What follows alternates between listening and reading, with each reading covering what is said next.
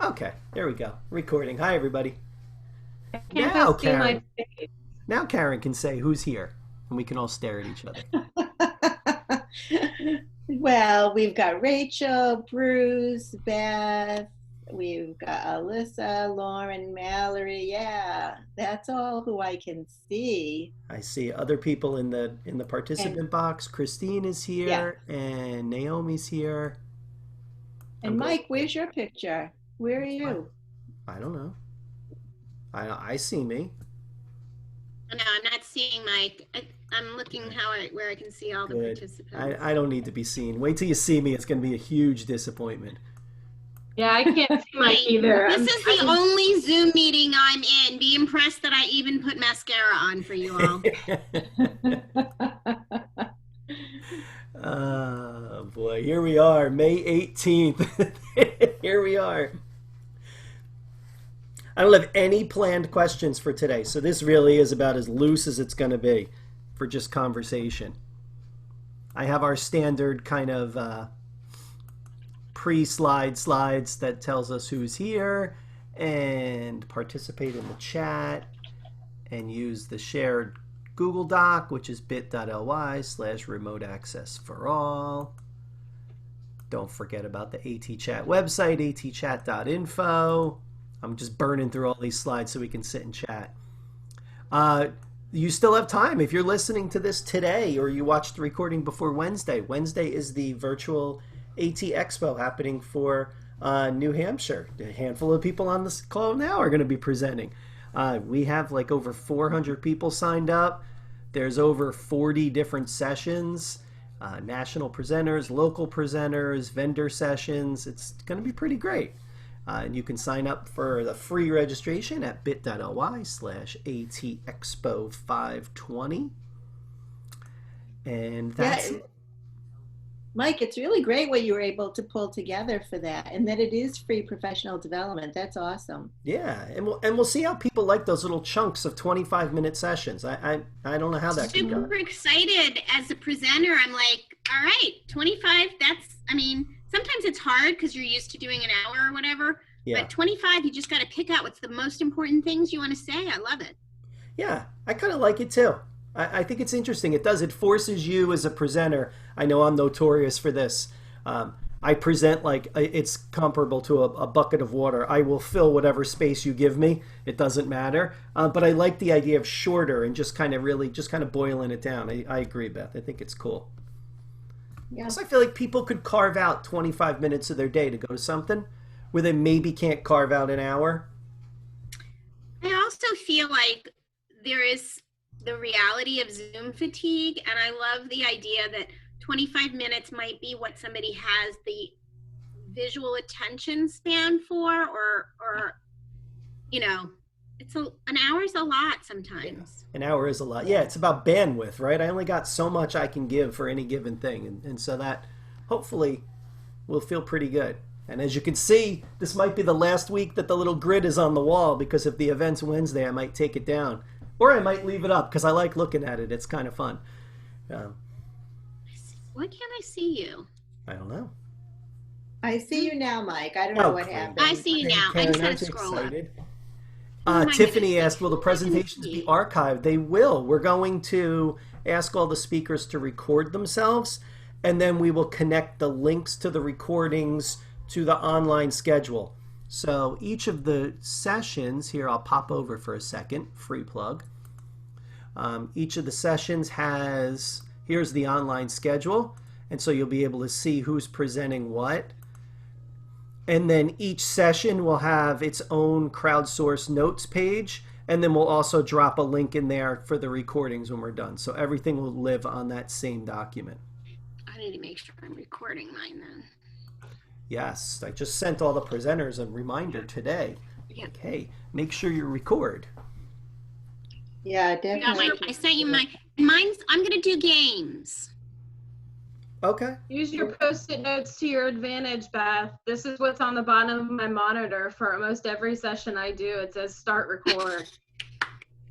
Let me Well, see. you know, you I can set your Zoom to have it automatically record, You so can. I'll put that Yeah. on there. I have the same thing. I told you guys that I can't pull it off because the Post-its are stuck so nice. But right on the front of my computer, in front of my microphone, is a Post-it note on the right that says record and close caption. And on the left, it gives me the keyboard commands for Zoom so I can get in and out of the audio and the video. Yeah, the sticky notes on my desk right now are a little out of control. Well, those are just the ones on my monitor. We won't talk about the desk part. Yeah, no, I hear you. There you go, Mallory. Mallory asked for the link again. There you go. Oh, Beth, that's lovely. I could cover my entire body probably in the Post-it notes that are on my desk. Many of them are in a two finished piles. That's kind of nice to see, the stack of the finished pile, but I really should just throw them out because they're cluttered. No. Now, when mine are finished, they are crumpled up in a ball and thrown in. That is the point of a Post-it note, is that I can physically crunch it up.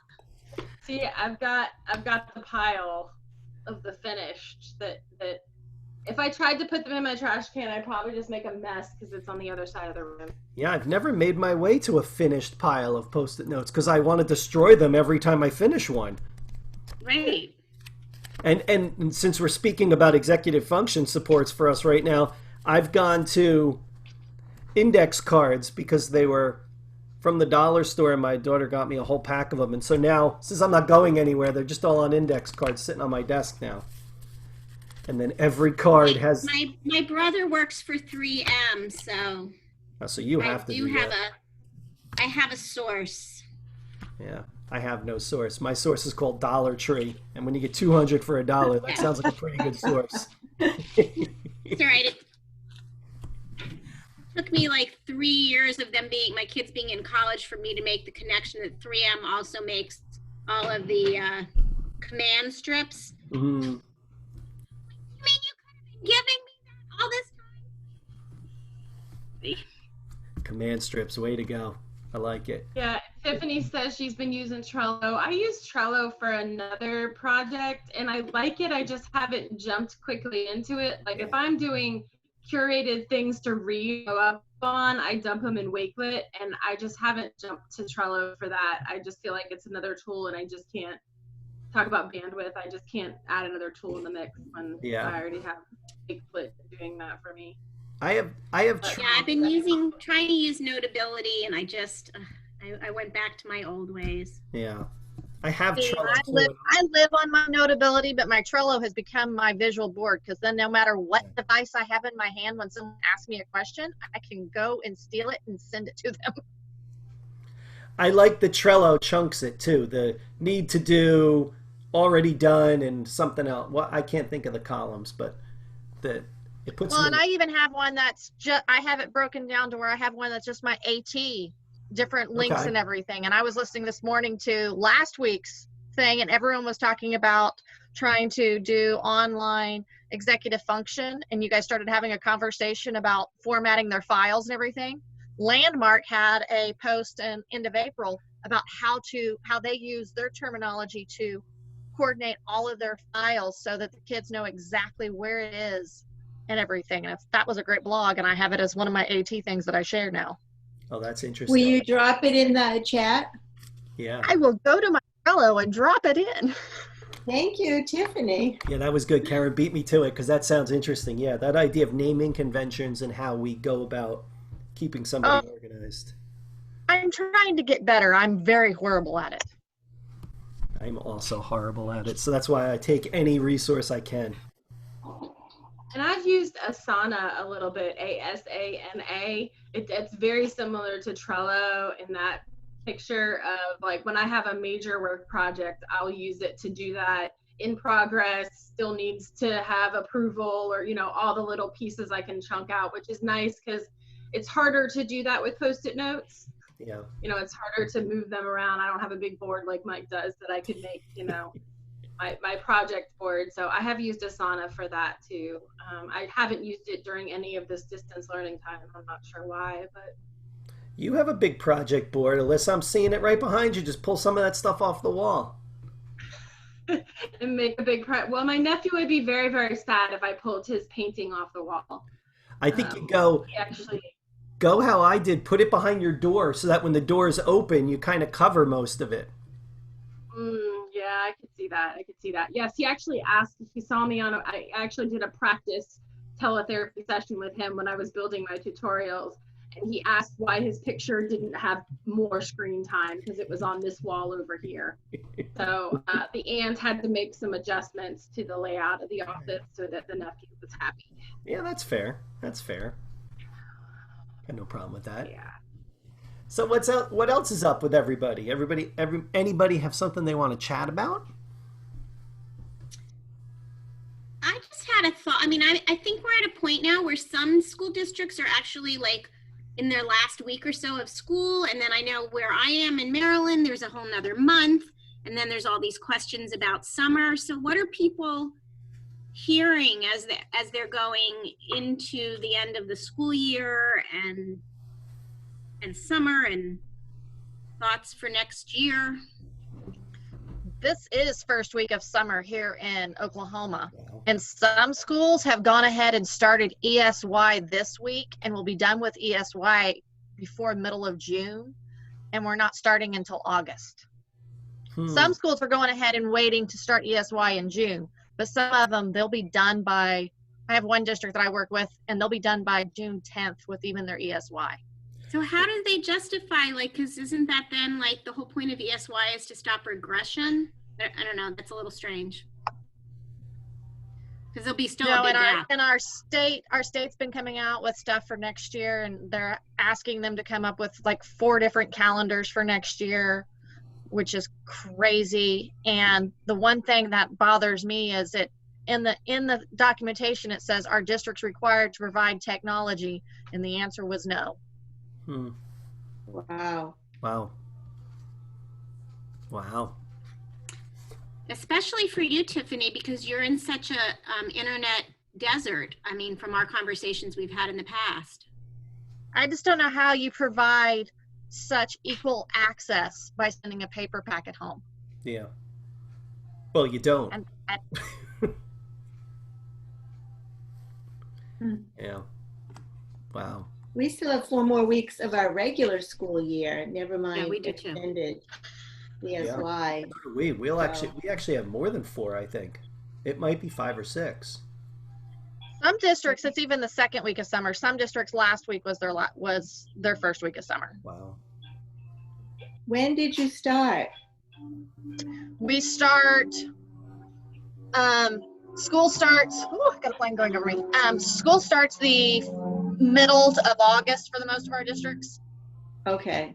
So around the 15th to the 20th, sometime in there. And then we go until, we normally go until the Thursday or Friday before the holiday in May. So it's still.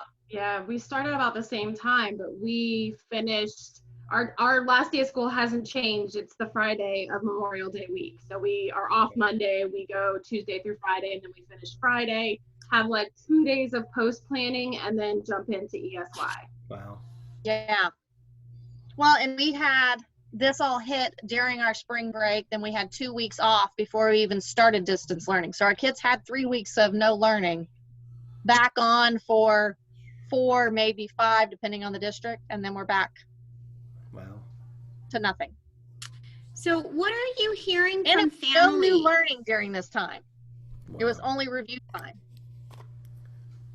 What are you hearing? What are people hearing from families in terms of what they want for the summer? Like, and I don't know, maybe some places are going to be, I mean, we're not going to be face to face, I'm sure.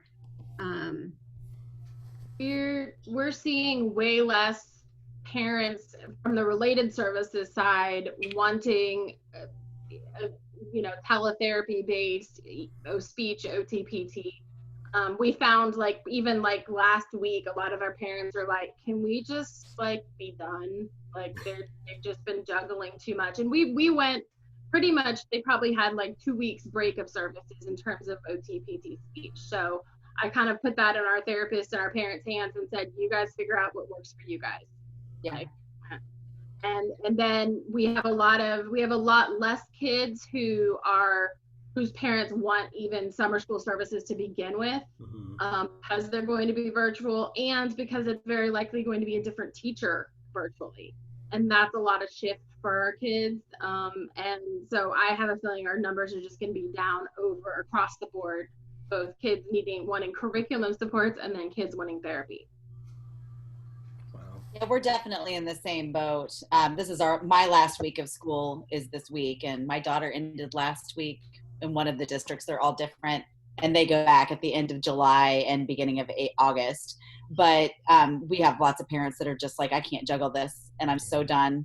And it's not even what's best, it's how we can survive at this point. So we're being really respectful of that, but it worries me, you know? It's such a worry. Our buildings can technically be opened as of June 1st. Wow. Will they be? Tiffany? Some districts are in conversation about doing it. Wow. I can't see it happening where we are certainly not on a full. I mean, if somebody wants to hire me as a consultant to figure it out, I'm happy to do it. I have some thoughts around what it might look like, but I don't think it's going to look like it looked. Well, we're having a hard time because we have a small therapy and we've only got, less than 10 therapists in our building. We're having a hard time getting supplies for our office with just our 10. Right. With our therapist going to be wearing face shields because it's hard to do speech therapy and reading therapy with not being able to see our mouth. So, and we're starting off with just bringing our youngest ones in first and keeping our old ones on virtual because we don't see a way of being able to do it effectively. Yeah. Scary stuff. Bruce, did I hear you trying to jump in? That's such an amazing point to think of, providing face-to-face instruction with a face mask on, because you really do need to see, especially around speech therapy, I would think around any type of therapy, you really need to see facial expressions. I mean, that's part of learning too, is nonverbal communication that comes through and facial expressions. And what do we do with the kids who are deaf and hard of hearing? So I've seen a lot of the face shields and the masks that have the clear cover, but I mean, is that the expectation that everyone has to wear a face mask starting in the fall? Yeah. And the other thing, hi everyone. It's Cheryl. I just came from a run. I don't normally look like this. I look like this every day. Cheryl, wait a second. Now I gotta find you. Oh, there she is. Oh, my nose is all red. I've been outside running, so my face is all be red. But the other issue, like my son doesn't mind wearing a face mask, but a lot of his friends, we did a birthday parade, car parade, and a lot of his friends, just sensory-wise, cannot wear the mask, get very upset with wearing it. So as much as I would love for summer session to happen for my son, I was like, you can't wear a mask for 4 hours. There's just no way you can do that. Right. So from a sensory perspective, that's really hard for some of these kiddos. So yeah, for sure. That's such a good point. I think it's really hard too for families who just maybe know their kid and know those things, and like things might be open, but then they've chosen, maybe they don't feel safe, or their circles of exposure because they're healthcare workers or whatever, essential workers, they don't want to expose their kids. And what about like the family's choice? I think that's really challenging. Like if schools are all open and then the absentee policy stays the same, but some families choose to not send their kids, are they forced then to do homeschooling? Do we still have to do instruction during this time for those students? What does that look like? How about they can't just unenroll them, but they can after a certain amount of days if you don't go to physical school under our current absentee policies. So I don't know. I think there's a lot of implications for that, and some more leniency about that during this time is going to be needed. Yeah, I think some educators have wanted to disrupt education anyway. Some of the more innovative educators, this virus is totally disrupting education, and the school public education, I think, is going to look very different as a result. I hope so. It could look better. It could look better. Well, yeah, way better. Yeah, unless people slide right back in and they give a kind of, whew, glad that's over, and they just go right back to doing what they were doing. Yeah, it's like that question you asked a couple weeks ago, like, how are we going to make it stick? Yeah. You know, all the, like, we've been on our soapbox for many years about accessibility and universal design for learning, and you know, we're finally getting some traction and leverage with that. But then, like, how do we make it stick once we go back so people don't slide backwards? I don't know. I don't have the right answer. I don't know.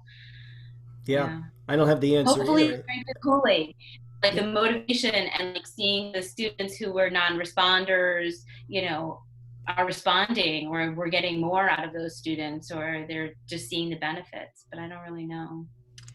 I think there's so many kids and families, though, that we're not reaching for a whole bunch of reasons. I agree. This has been very disruptive. I mean, I think it is disrupting education in positive and negative ways. I hope we learn from it. I can't see how certainly districts in large urban areas are going to be able to go back to business as usual. It might happen in rural areas to some degree. But I mean, sometimes I don't have words actually for it. I think it's going to be very interesting. I think there's a lot of different things, and I think we're going to be looking at a minimum of some sort of hybrid model of education for some time to come.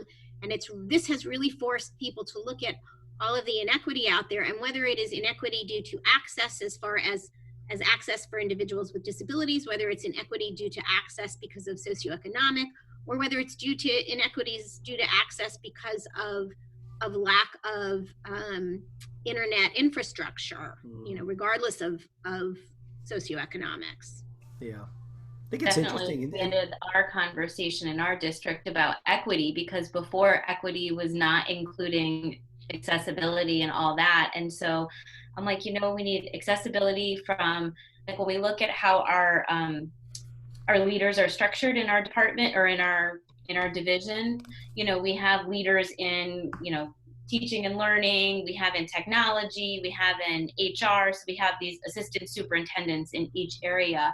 And then now we have a new chief executive officer in equity and excellence. And I'm like, well, but who's checking, like, that things are accessible for the employees and for the families and for the students and all these different things. So I think there's going to be more conversation around that, and also people have known a little bit. So I think some of the pressure to do the right thing that they've maybe known about for a long time is greater, which can be a good thing in our case, because we have needed to make some changes. So.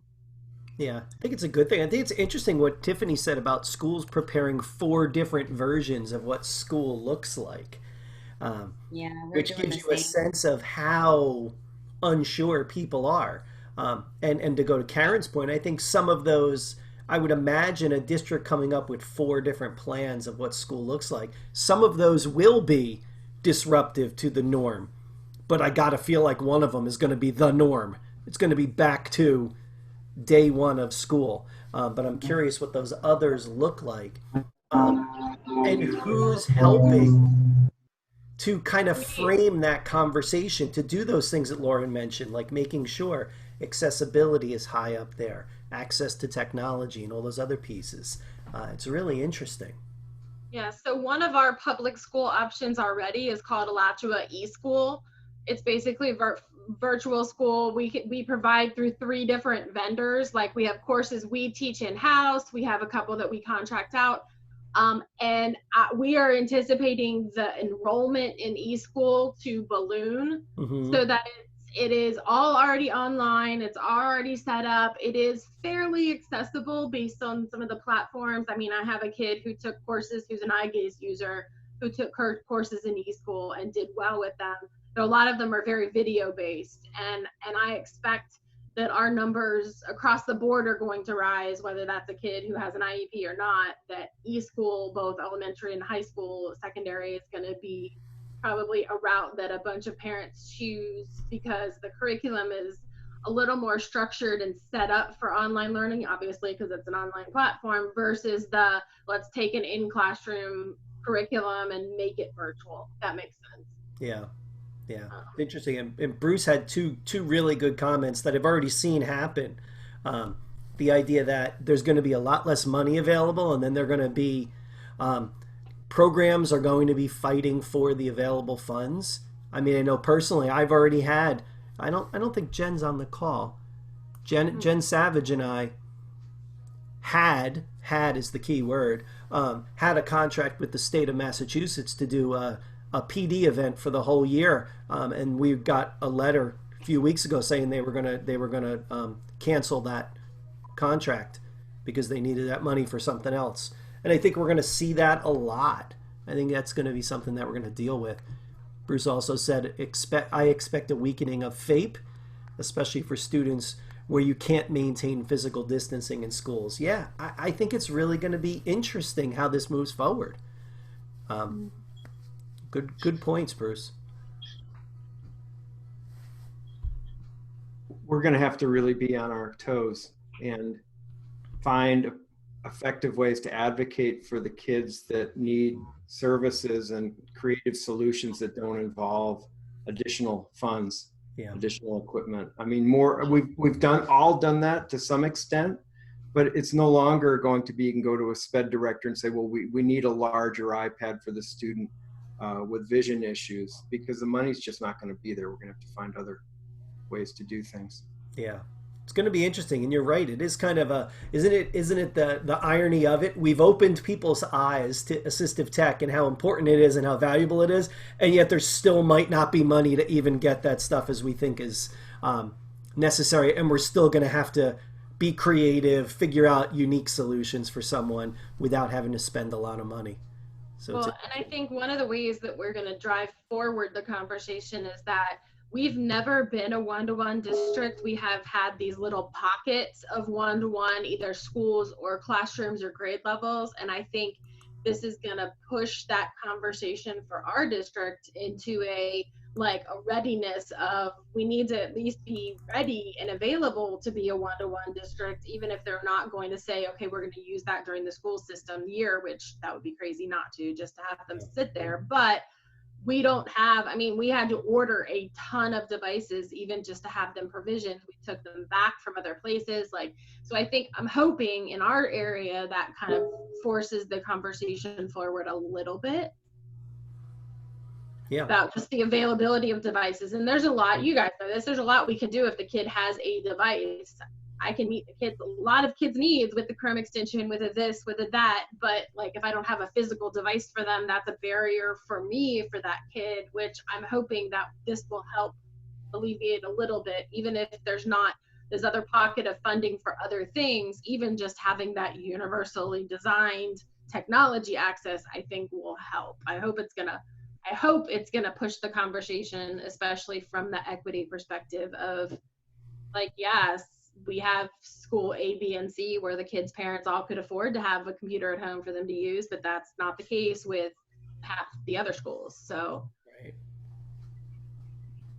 Yeah, I don't know. Force to some of the vendors to make either more powerful tools, because you can't have multiple subscriptions. Mm-hmm. I think people will look at cleaning up kind of where there's overlap, or things that do the same as another subscription does, because there's just not going to be a lot of money and they're going to be looking for efficiencies. So either vendors are going to make more powerful tools and acquire some of these smaller companies. I think we've seen that with Microsoft and buying up and Google buying up and Amazon buying up all these other smaller companies and making that. And then they're just becoming these powerhouses. But then you pick one, but it's then you're in that lane and you got to be in that lane, which is hard. Yeah. So I try really hard not to wear my lesson picks hat in something like this, but from that vendor almost literally right over your head. I know, it really is. Literally a hat. All right, here, how's that? Okay, now you can't see it. Sorry. It's okay. But I think it's also how vendors are adapting in the moment. And I know we as a company have worked really hard to be responsive. And I think in part we were able to do that because it was a small company. It is a small company, and so there's not a lot of red tape to go through. Right. But I agree, Laura, and I think that people are going to see what they need and what's worth spending money on and what is effective and what bells and whistles are important and what bells and whistles aren't. And it might not be us too, like being part of a school division where they have to make decisions kind of like for so many different groups. We might say like, oh, this is really needed, but then it like becomes special ed again, and it's not like UDL, or, you know, it's not like they're like, oh, you need read and write, like we're not going to buy it for everybody, we'll just like buy it for, you know. I'm worried that might happen. I don't think it will. I think that they'll try to look at what's powerful and say, we need to use this for everybody. And I think we do have some people who are more progressive thinkers, like in our school division, that will say, all right, we got to put our training and time and effort. And, you know, if we're going to buy this resource, then we have to maximize the use of it. And we picked a good one for a good reason, multiple platforms, you know, universally designed, good accessibility, whatever those factors are. And they'll start training more. So there might be some more, I don't know, other good that will come out of it, because we have resources like that people aren't maximizing the use of. I don't know if anybody else has that. Maybe we're just lucky, and I think we are lucky. I mean, I'm in your very interesting to look at the data. Yeah. With some of these tools that provide data, and you have to, like, coming from school administration, you have to look like, so if you're using Read and Write or Snap and Read or any of these tools that provide, you know, unique, whatever, any of these ones that have data on usage, and to see, well, what was used and why wasn't it being used, or why was it being used, or. What I've found is that, or at least my hope is that what'll drive the district keeping certain tools is the demand from the teachers. Previously, I've been the one pushing across all my districts. I've been the one pushing certain tools, and then they get adapted and they get used. But I have teachers now creating screencasts for the first time in their lives, using Edpuzzles for the very first time, stuff that I've talked about using Flipgrid. And my hope is that when the administration starts making decisions about what tools they're going to keep, there'll be teachers who say, this has been really valuable with my class. Here's the data I have, especially on the ones that you can integrate with, say, Google Classroom. So that's been, I think, like all of you, I'm always trying to pull something positive out of this really horrible situation. And that has, watching teachers who have no technical ability and who are very insecure about it do something for the first time and see that it's successful using tech, that's the part that I hope we keep. And I hope they're the ones that drive the district maintaining certain tools, because we can't keep all of them. And even though the companies have given us a lot of stuff for free, only some of them are going to continue when the subscription requirements come back on. Yeah, right.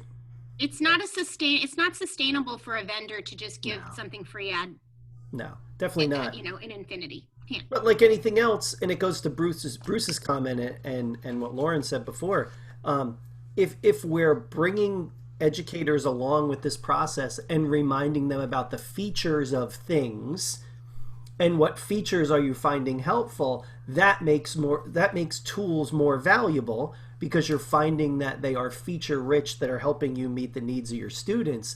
And it's the stuff we talk about all the time. And here it comes again, this idea of feature matching and taking the students' skills and abilities and matching it to the features of tools. And maybe some of these tools that we are getting for free now will be valuable enough to pay for come September. Others may not. And I agree with Bruce 100%. I mean, watching people who previously were terrified of doing technology things suddenly flourishing in certain aspects of it is exciting, and I do think that will stick. I had someone just tell me this morning, I was sitting in their webinar as tech support just to make sure it didn't fall apart, and I was doing other work, and one of the people in the meeting said, we're almost at a point where we don't need you anymore. And I was like, well, that's great. Good. I'll go back and I'll do the other work that I was doing. So I think people are starting to build some capacity and some comfort to do these things. Even if it is just running a Zoom meeting by showing a slide and having the captions work. I mean, those are all wins right there, that some people that we work with just weren't at that spot before. And so I think those are good things. That is awesome to hear that they said that they might not need you, because that's what we are always trying to do, work ourselves out of a job. I thought of you, Karen, when she said that. I was like, oh, that's perfect. Yeah, that's because she saw that I was working on the side, and she said, what are you doing? I said, well, I'm doing work. You guys are handling things. You don't need me. I'm happy to be here, but I'm going to work over here. And that's when she dropped the bomb that she doesn't need me. I was like, great. Good. How did you get there? You had to do some instructional coaching and some coaching model, right? It is.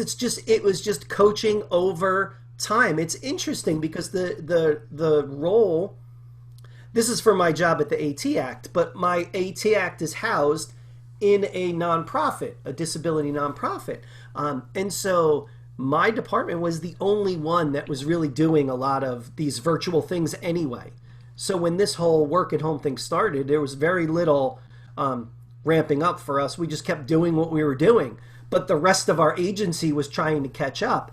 And so myself and Naomi, I think Naomi is still here down the bottom. Yep. Naomi and I in our department became the de facto tech support for everybody. So one of us is on every webinar, every practice, every meeting, just to make sure the Zoom works and no one falls apart, doesn't fall apart. And now they're getting to a point where they're pretty self-sufficient in certain things. And it was over time, just pointing out to them things that were working, things they should be looking for as we went through all these meetings. And it's been really positive. I like being worked out of that job. I think it's great. Yeah. Because we all know, Karen, right? There's still plenty of work to do. Yes, and yep, there sure is. Can I respond to a couple of things in the chat? It wasn't addressed to me, but is there a pattern? What types of tools teachers are using successfully? I remember with great embarrassment when I first started doing AT and I would do a presentation on 80 different apps. Thankfully I know. I'm sorry. We've all been there, Bruce. It's okay.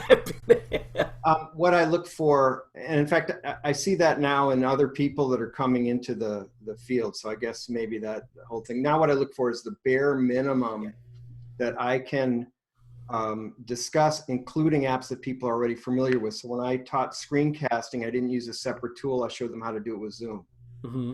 They already know how to use Zoom, and you can't edit with it, etc. But you can very easily make a screencast, and we'll look at other tools later. But I have really lowered the number of items that I recommend, and they have to be really powerful, and they typically have to integrate with each other to make it worthwhile.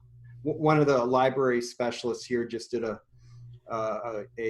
slide deck, and I looked through it, and it was great that he's doing it, but there were about 30 tools in it. And it's like one of them's a whiteboard tool. I'm thinking, well, but there's a whiteboard in Zoom, and one of them, like, well, yeah, but Read and Write has this already, so you don't need to duplicate it. I've been in both of my districts for a long time, and I've worked with so many of the people there. There's a certain level of trust. So some of them were willing to try things even before this happened. And then the best way is to get one teacher interested, and then they tell the rest of their colleagues. And that's pretty much how I've operated. I've done a lot of PD as well, but most of it's been geared at the assistants, because they're the ones that are using it directly with students. But they often influence the teachers, and then it comes around that way. But boy, fewer tools, the better. I agree. I to this day, it's one of my favorite ed camp experiences, because I almost got thrown out of an ed camp, and it made me smile. Because it was one of those sessions where the title of the session was like 60 tools in 30 minutes or something like that. And this person just bulldozed through 60 things, and you could almost see people's heads just kind of swiveling like, what is happening to me? And at the end, I had raised my hand. I don't know why I raised my hand. I was in an ed camp. I should have just said something, but I raised my hand probably for effect. And I said, how will one of you use any of these tools? That's the conversation we should be having. It's not just knowing 60 tools. It's knowing, as Bruce says, one tool that maybe you can use 60 different ways. Great, I'm all for that. That's perfect. Yeah. People don't have bandwidth for that. And I know, and I think Lauren put it in the chat box, Bruce. She called you a wise one, and I like that. Yes, Bruce, a wise one. The difference between knowledge and wisdom. Yeah, right? Knowing 80 apps does not impress. Knowing how to use one app really well and to solve a lot of different problems, or a handful, that impresses. That's good. Absolutely. I think that was one of my biggest things at the beginning of the culmination of all of this. You know, like, we have so much knowledge and people are like tapping in. And I was like crying at the end of every single day because I was trying to create resources and rob and beg and borrow and steal. And then all of a sudden I had this epiphany and I was like, I'm not doing that anymore, right? Yeah. So I started having my office hour meetings and I said, I'm creating a Google site that has all of the different breakdown sections for you. And every time you need something, I'm adding to it, but I'm not creating this right now crying anymore. No, that's right. Or crying. No crying. I can cry for other things. I don't want to cry for this. I cry all the time, but not for that. I felt much the same way, Rachel. At the beginning, I was like finding so many things. And then I realized that what mattered was a teacher finding a resource they clicked with. Yeah. And once they clicked with it, they're like blowing me away with the things they're creating. Right. So I agree with this. Get really good at using one tool, but like know that there are a range of tools out there and then be able to choose. Right. Because think about how many of us don't even use a fraction of the features of the tools that we have. I mean, it's all day long you see this. Some of my favorite comments are from like staff members who say, oh, I wish my phone had a calendar app in it. Well, your phone has a calendar app in it. It came with it. No, I don't think so. No, I'm pretty sure it does. So even a flip phone comes with a calendar. So they're all in there. So knowing what you have and trying to figure that out is so tricky. But it's so important, so valuable, that those are the things that will stick.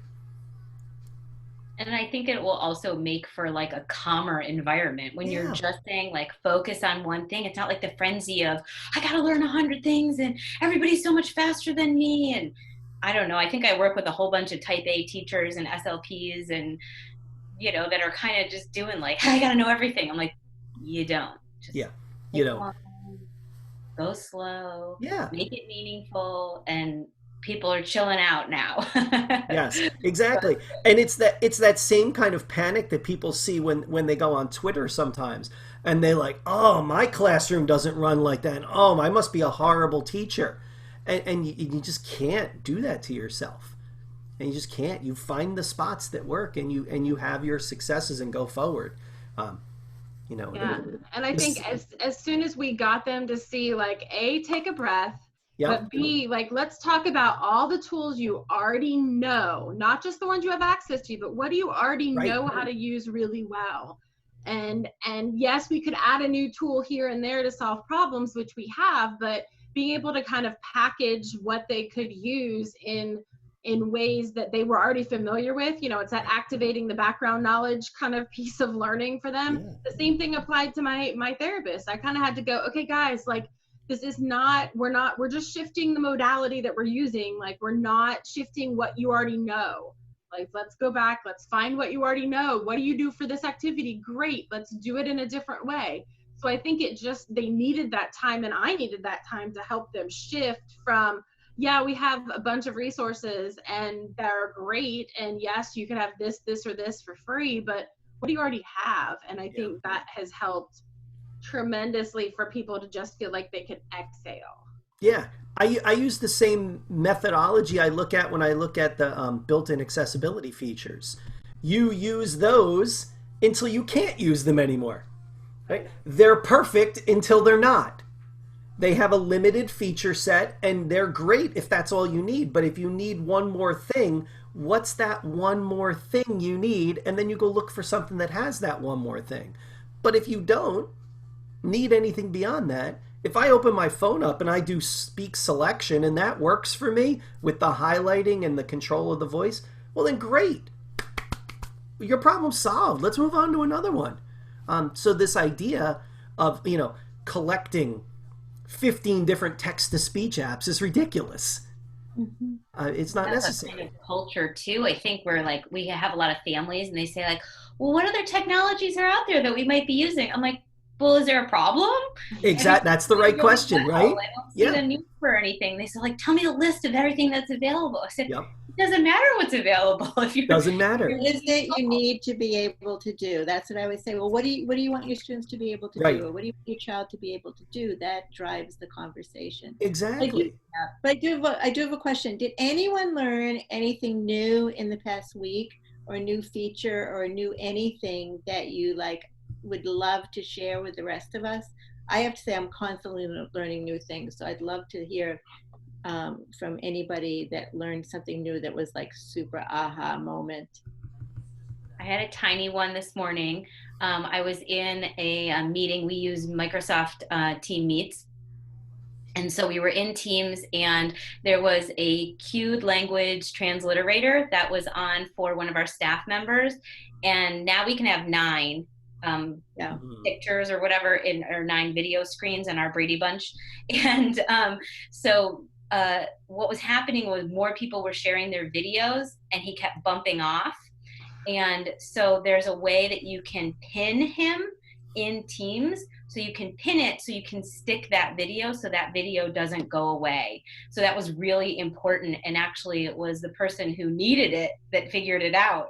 And she shared it with everybody else because she said, oh, no, I can still see him because I pinned it. So just know that in Teams you can pin somebody's video, like if you have a translator or interpreter, that you can do that. And you can do that in Zoom also. You can make them the spotlight video, and then they're always there too. Yeah, that's awesome. Cool. Anybody else share something you learned? I almost can't even remember last week. Isn't that horrible? Like I was sitting here, something you learned this morning then, Mike. I don't even know. So one of the things I was really excited to learn, although it's really useless information, but was to learn how to make these Bitmoji scenes in Google Slides and using the transparent feature. I never knew about those. So that was really fun. Well, that's fun. What did you use it to make? Thank you. That's the right question there. I'm going to use it. It's going to take me some time, but I'm just going to play with it as part of a webinar, a couple of webinars I have to do this week. So that was, yeah. Sarah, you doing that too already? I see. Yes, Sarah, so fun. Yeah. Has anybody already? Yeah, virtual office. Kelly, isn't that how you made the thing that went up for AT Chat? It is, yeah. But then I just saw on Twitter that I recently tweeted out, I made the slide where your Bitmoji is like animated. So they're like moving around, and you can take out the backdrop of in Snapchat. Oh my gosh. I said, I wish I would have known this when I made that Twitter chat camp for us, because we all could have been really dancing. Yes, I saw that video today, just now, like an hour ago too, Kelly. Was it by Tom McElmore or something? I think that's his name. I don't know. Yeah. Put it in the chat. Can you put the link in the chat, Kelly? Yes, I'll get it right now. Yeah, because that feels like something I could spend my afternoon working on. That feels valuable somehow. Time suck, but it looks IEP really meeting Bitmoji. IEP meeting Bitmoji. Why do you have to pick? Why can't I do both? I have 2 computers. Rachel, I like it. That's You're on mute though.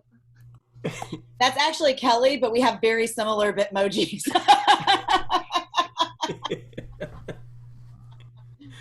The only thing, Kelly, tell me about this, because in the Bitmoji scene, when you make the virtual scenes in Google Slides, they tell you to download the Bitmoji Chrome extension. And when I go to do that, there are so many things that you're giving it permission to that I'm really reluctant to add the Bitmoji Chrome extension. Did anybody else do that too?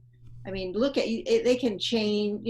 When I looked at it, it was like they can change your website. I don't know. It was just a long list that was way over, way not secure for me. I think, Karen, in general, Bitmoji has a long list. Like if you read just to sign up for the regular Bitmoji, not even through anything, it's like pound of flesh, firstborn, and you're like, sure, right? Sure, because it's a fun cartoon. Yeah, okay. I'm not doing it on as a Chrome extension. Yeah, I think I was airdropping them for my phone. Yes, that I'll do. That's a good idea. Yeah. You can see I have no second thoughts. I drop that stuff right in there. I don't care. Oh, really? Read what it says, Mike. I did not like the permissions I was given. And I think they weren't always that way, but then as soon as they were merged with or Snapchat bought them, their permissions changed a lot. No thanks. Yeah. I'm going to put in the chat box. It's actually ways to make your animated Bitmojis. I like that we've come to the really important part of the conversation now. This is great. And I am hanging there waiting for her to put that in there. Please put it in. About sustaining interest, right? For the kids especially. I'll just leave that open for later. Yes, for the students. That's why we're doing this. Oh, that's what I meant. Yeah, that's what I was talking about. Yeah. It was an engagement strategy for students. Everybody knew that. just clarifying. Yep. Just saying it out loud so it's in the recording. Hey, sometimes you got to motivate and engage teachers too. Exactly. I'm all for it. So I was motivated by something super important. I got a text to remind me that I had a haircut appointment tomorrow. Yay! Do you know we still can't get our haircut in Massachusetts? I say not here, not where I live. We can't get our haircut for another week. I'm desperate. Yeah, I don't even. Mike, I know you're really It's gonna be a couple weeks or more. Mike's really suffering there. I just gave myself a haircut yesterday, so I am. Oh. See, I jumped in here last minute and I have not contributed anything serious. I am so sorry. Kelli, we don't look for you for serious. Okay, thank you. Sometimes we do. I like that. Kelli came in and then reassessed her own value to the whole conversation right now. We were fine. No, Kelli and a bunch of people helped me out big time in trying to plan my end of the year celebration for my therapist and have it be meaningful from a virtual distance. Nice. So she has contributions other than just bringing the funny. So, I agree. She was the one judging herself. No one else judged her. She judged herself.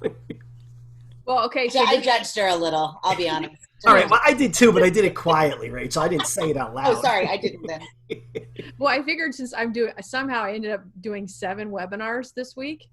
Oh. So I already feel a little crazy. So I think that's why I swooped in here and just let it out now, and then I'll get serious later. Isn't that the worst when you manage your own schedule and yet you get one of those weeks where you're like, well, wait a second. Why am I doing so many webinars? That's not a good plan. I feel for you. Mm-hmm. Unless it's Wednesday. I was going to say Wednesday's kind of that day. I think you're all about it. What? You want to see the link to sign up again? Okay. Oh, yes, please. There's our link to sign up. Hopefully we'll see you guys, some of you there. Some of you will be presenting, so thank you. Hey, Mike, I'm going to do mine on games. I don't think you had a title in there, so I sent you an email. Oh, wonderful. Once I set up my Bitmoji scene, I'll respond to any emails, so. It'll be a while. It'll take you. It might be a little bit. It's a rabbit hole, let me tell you. Holy cow. I'll be distracted for roughly 2.5 hours. It says Bitmoji scene. Nice. I don't even need to write it down. That's how engaged I am in that. I'm just going to do it right. I don't even need to write a note. I'll write notes for other stuff. All right, guys, it's 2 minutes before 1. What else do we want to talk about? This is usually where we talk about something good that goes to 10 after, so. What do we got? Anybody else have something they learned this week for Karen? Karen is it was such a good idea. Let's say you learned things this week. You're going to be talking about them on Wednesday night. I did learn things, but I wasn't sure whether they were divulgeable yet. It's on the basics are on the telling about it. So people I saw the invite. I was a little surprised because I wasn't 100% sure I was doing that, but I am. But yes, so Wednesday night there's going to be a Lesson Picks Live about some of the games features that have been added. So I helped kind of give some input from the OT perspective and some of the cool things that they have added to make our lives a little easier. Wait a second. What time Wednesday night? 5? 5? 5. Okay. Maybe this could happen during EdTech, AT chat. No, you want it separate. Okay. It's smoothly in between AT New Hampshire and AT chat. So yeah, that's why Wednesday is the day this week on my calendar where I'm like, oh, okay. I know. I was thinking about that, Mike. With so many of us that are in part of AT chat, participating in AT in New Hampshire, what are we going to do for Wednesday night? I don't know. And Karen, I didn't even tell you, but I wrote your name on something. Yeah. Karen got voluntold. You got voluntold. It says AT Chat Live. Share out things they've learned. Yeah. Share out what they learned. There you go. AT Chat solved. Yeah, let's do Now I it. can get back to my Bitmoji scene making. Yeah, it's fun, but I do so it's interesting about the copyright issues. With what? Somebody said something about, Tiffany. They're doing great things, but many are getting worried about copyright issues about Bit.edu. Mm. Yeah, there's a whole Facebook group of people making like crazy, gigantic scenes, and then I think there was some conversations in that and or around it about, copyright concerns. I think some people are just going and grabbing pictures from wherever. The same copyright issues we deal with creating any kind of material of, no, you can't just go steal a Google image from the furniture store. You have to actually, have a Google image you have permission to use. Well, there you go. What better way to wrap up a conversation than talking about copyright infringement? That was fun. All right, it's 1:01. Anything else, or else I'm going to let everybody go. Last thoughts, last calls. Thanks, everybody. Thanks, Thanks, Bruce. Mike. Always a pleasure. See you Wednesday. Thank you. Yeah. Continuing to host this, it's a nice rejuvenating time. It is fun, right? Happy to do it. Yeah. All right, guys. Have a good week. Hopefully I'll see you on Wednesday. Yep. See ya. Bye.